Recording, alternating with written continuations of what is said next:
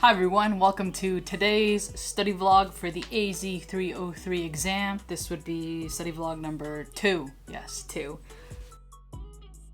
Alright, so I pretty much finished the VNet part of it. It was a little bit more extensive than I thought it was going to be, but let me try to summarize what I've learned. So, a virtual network or a VNet is an isolated part within your Azure that you can use to provide network connectivity to your resources.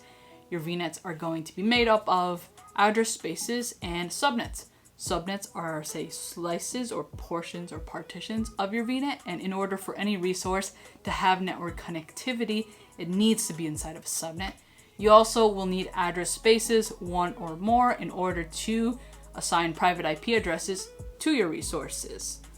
Some important considerations when working with VNets. By default, there's already some connectivity enabled when you create a VNet, and these are called system routes, and they are enabled by Azure.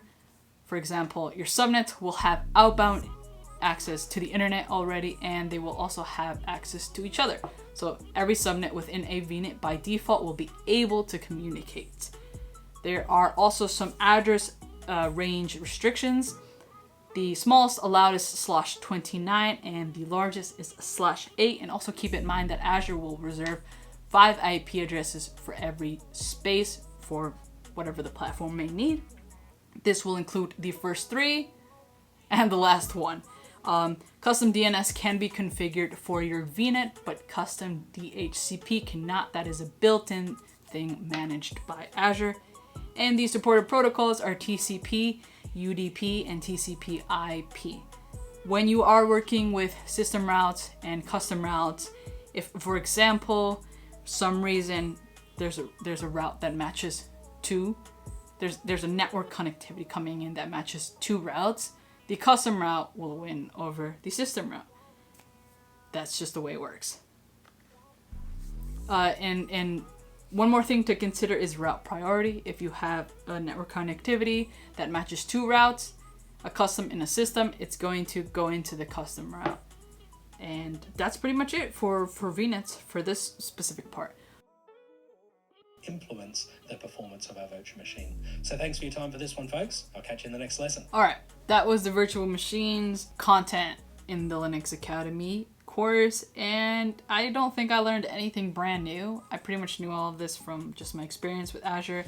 I did write down a couple of notes. So the key components to a virtual machine, they belong to a resource group. They're going to be created in a specific region, and they configured with a given size that you can also change once it's created, but you do have to restart the machine in order to do that. And they are built off of an image of an operating system. There is a thing called virtual machine sizes, which will influence several characteristics of your VM.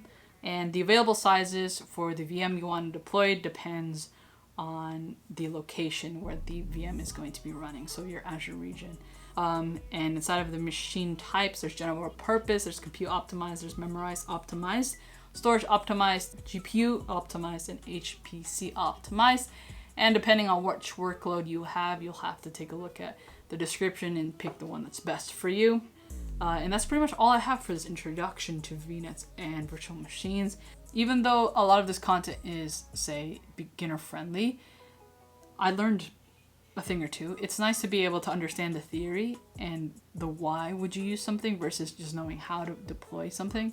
So I know the services, I know how to do them, but not necessarily the why and the theory behind them. So it's nice to take a course like this and you actually piece them two together and you become more of a complete engineer. Tomorrow we're going to be taking a look at storage accounts. Well, tomorrow or whenever the next vlog comes up.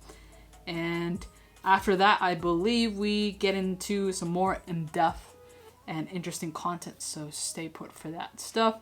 I hope you find this useful. It does help me stay a little bit more accountable by actually making sure I'm taking full attention onto the course and taking notes and being able to repeat what I've learned. So yeah, thank you for watching, and I will see you in the next video.